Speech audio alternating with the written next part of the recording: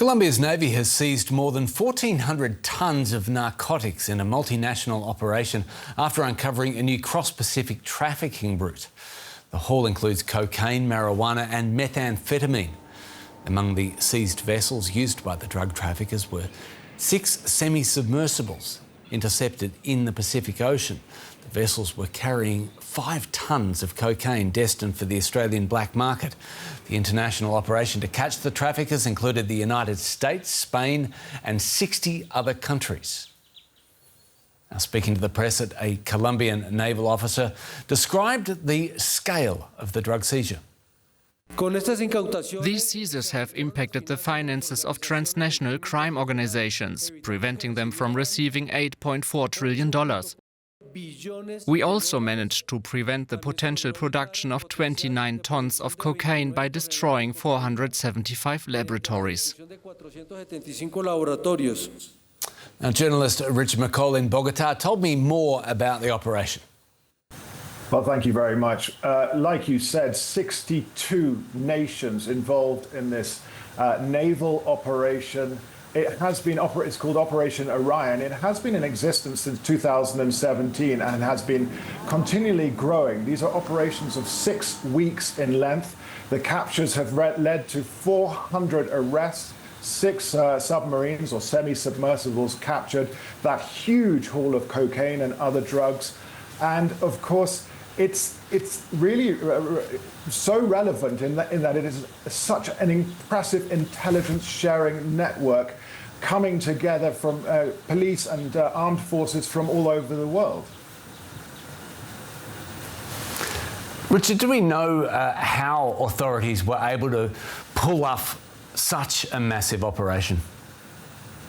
Well, it's been over time, and they have obviously brought in non-state actors as well. The Royal Institute has been in there. They've been mapping where they've captured narco subs or semi-submersibles before. They've been mapping where they're going. And what has been very evident is obviously these vehicles, these semi-submersibles, don't travel on the routinely policed areas. They go through areas of the ocean that are not in mainstream shipping routes. So it's vast areas to cover.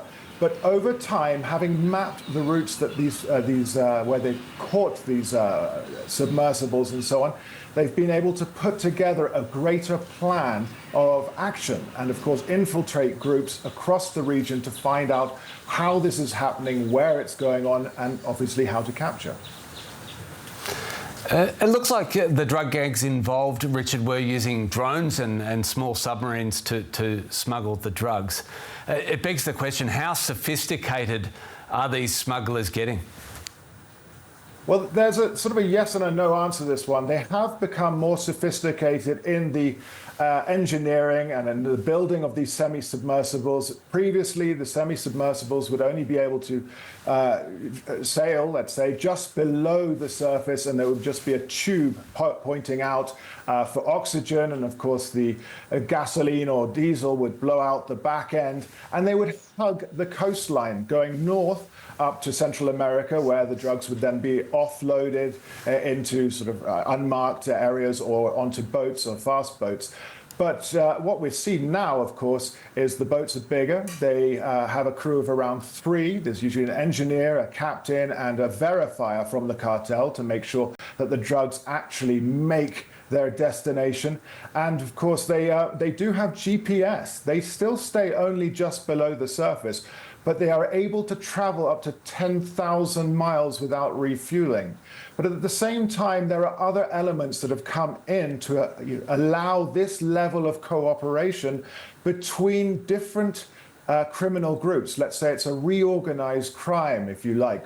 Since 2016, there's been a fragmentation of the drugs trade, and groups based in different countries, Ecuador, Peru, Bolivia, Colombia, Mexico, have worked together on different segments of the transportation and facilitation of the movement of drugs. Journalist Richard McColl in Bogota, thanks so much.